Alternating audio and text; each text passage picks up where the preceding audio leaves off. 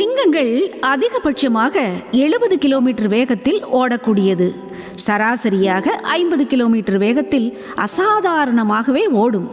பெண் சிங்கங்கள் தான் அதிகமாக வேட்டையாடும்.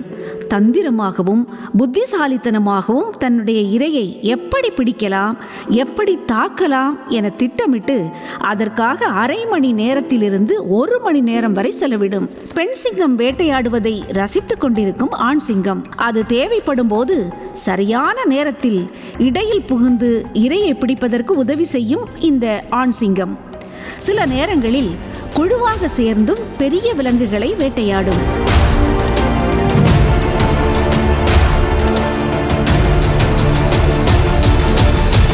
சில நேரங்களில் சிங்கங்கள் எதிரிகளால் பந்தாடப்படும் பரிதாபமான சூழ்நிலையையும் நாம் காணலாம்.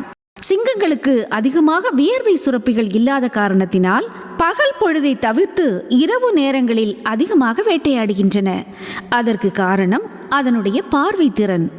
அது மனிதர்களின் பார்வை திறனை விட 6 மடங்கு அதிகம் பார்வை திறனை கொண்டது.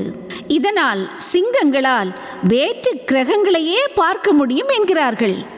சிங்கங்கள் விரும்பி வேட்டையாடும் விலங்குகள் என்னவென்றால் வரிக்குதிரை, காட்டெருமை, மான். சாதாரண ஒரு ஆண் சிங்கம் ஒரு நாளைக்கு 7 முதல் 10 கிலோ இறைச்சியை உணவாக உண்கிறது. பெண் சிங்கங்களோ 5 முதல் 8 கிலோ இறைச்சியை உண்கிறது. உணவை உண்டபின் ஒரு நாளைக்கு 16 முதல் 18 மணி நேரம் உறக்கம் கொள்ளும். என்ன இருந்தாலும் பெண் சிங்கத்தை விட ஆண் சிங்கமே அதிக ஓய்வு எடுக்கிறது. சிங்கங்கள் நடக்கும்போது குதிகால் தரையில் படாமல் முன்னங்கால்களை வைத்தே நடக்கிறது. அதனால் எந்த ஒரு சத்தமும் இல்லாமல் இரையை எளிதாக வேட்டையாட அதனால் முடிகிறது. பண்டைய எகிப்திய கலாச்சாரத்தில் சிங்கத்தினுடைய வலிமை, கம்பீரம், மூர்க்கத்தனத்தை அடிப்படையாக கொண்டு போருக்கு போகும் முன் வணங்கும் தெய்வமாக கொண்டாடினார்கள். சிங்கங்கள் 3 அல்லது 4 வயதை அடையும் போது காதல் கொள்ள ஆரம்பிக்கின்றன.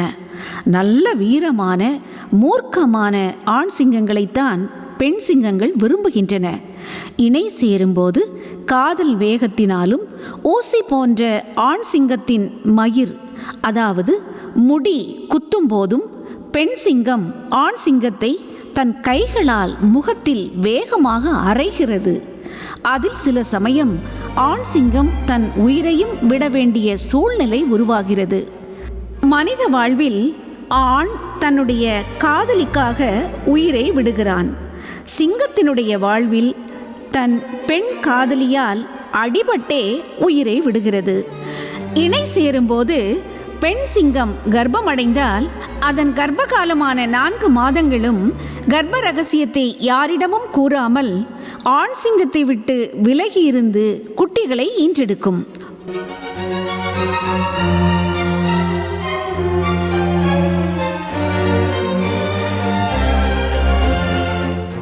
ஒரு சிங்கம் 4 குட்டிகள் வரை ஈன்றெடுக்கும். பின் 6 வாரங்கள் தன்னுடைய குழுவை விட்டு விலகி குட்டிகளை பாதுகாப்பதிலேயே குறியாக இருக்கும். அதற்கு காரணம் ஆண் சிங்கம் பெண் சிங்கத்தோடு இணை சேர முயற்சிக்கும். அப்போது அதற்கு இடையூறாக இருக்கும் குட்டிகளை கொன்றுவிடும். இதை தவிர்க்கவே பெண் சிங்கம் தன் குழுவையும் தன் காதலனான சிங்கத்தையும் விட்டு விலகி இருக்கும். சிங்க குட்டிகள் 5 முதல் 11 நாட்கள் வரை கண் திறப்பதில்லை. அதுவரை தாய் சிங்கம் மிக கவனத்தோடு மறைத்து பாதுகாக்கும்.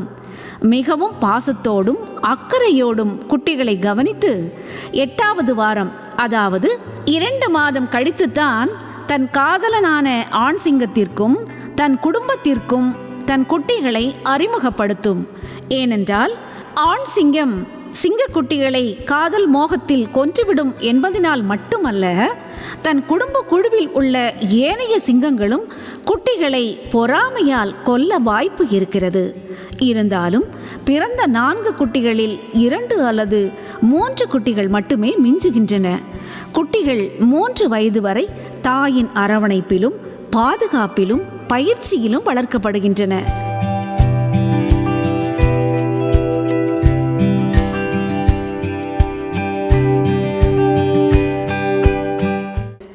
வளர்ந்து ஆளாகிய பிறகே பெண் சிங்கம் ஆண் சிங்கத்தை உறவு கொள்ள மீண்டும் அனுமதிப்பது என்ன அருமையான தாயன்பு!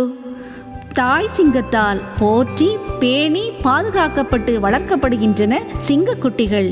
அவை வாழும் இடத்தை நாம் அபகரிக்காமல் வாழ கற்றுக்கொள்வோம். காடுகளை பாதுகாப்போம், கனிவாய் வாழ்வோம்.